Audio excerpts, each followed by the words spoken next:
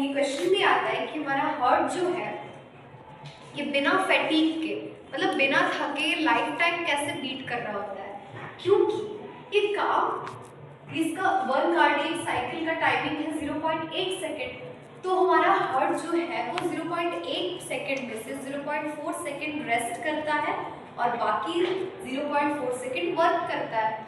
तो 0.4 सेकेंड आप लोग देख रहे हो कि एट्रियम और वेंट्रिकल मतलब चारों chamber of all four chamber of the heart क्या कर रहे हैं, रिलैक्स पे है। डायस्टॉल मतलब रिलैक्स स्टेट पे है।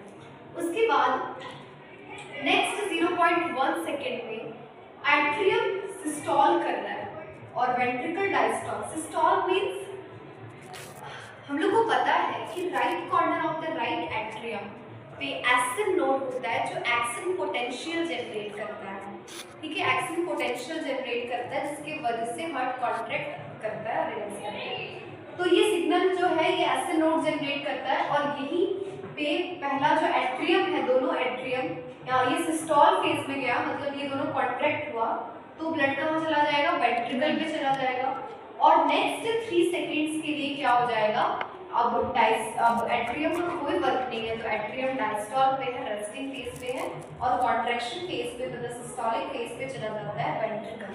ठीक है, वो वेंट्रिकल कॉन्ट्रैक्ट करेगा तो through out the body blood flow होगा। अब लोग इसी को पाई चार्ट पे देख लेते हैं।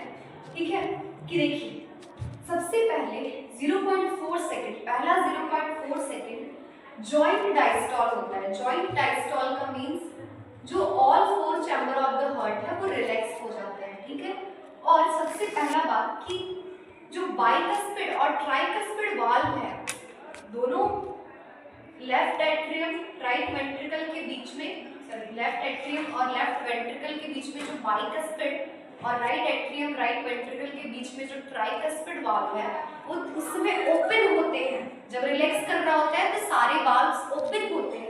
तो क्या होता है, जब ओपन है तो एट्रियम में ब्लड भरा और आराम से वेंट्रिकल में भी ब्लड चला जाता है, मतलब 70% वेंट्रिकल्स का फिलिंग हो जाता है, बचा रिमेनिंग 30%।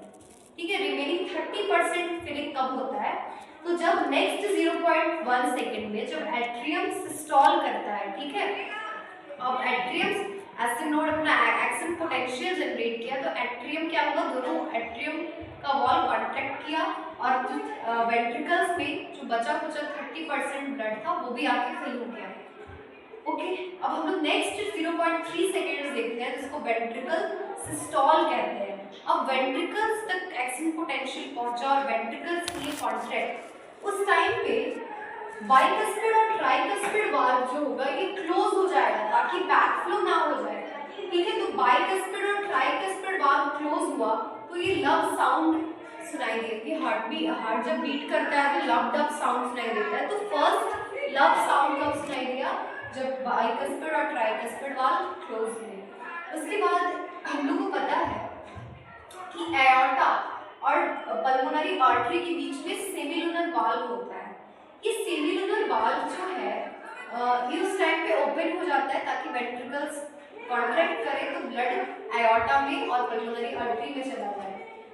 फिर क्या होता है, 0.3 सेकेंड्स के बाद धीरे धीरे ये वेंट्रिकल का प्रेशर जो है स्टार्ट टू फॉल, ये धीरे धीरे फॉल हो जाता है और ये सेमिलुनर वाल्व क्लोज हो जाता है जिससे डब साउंड सुनाई देता है। ठीक है, यही आपका पूरा कार्डियक साइकिल था।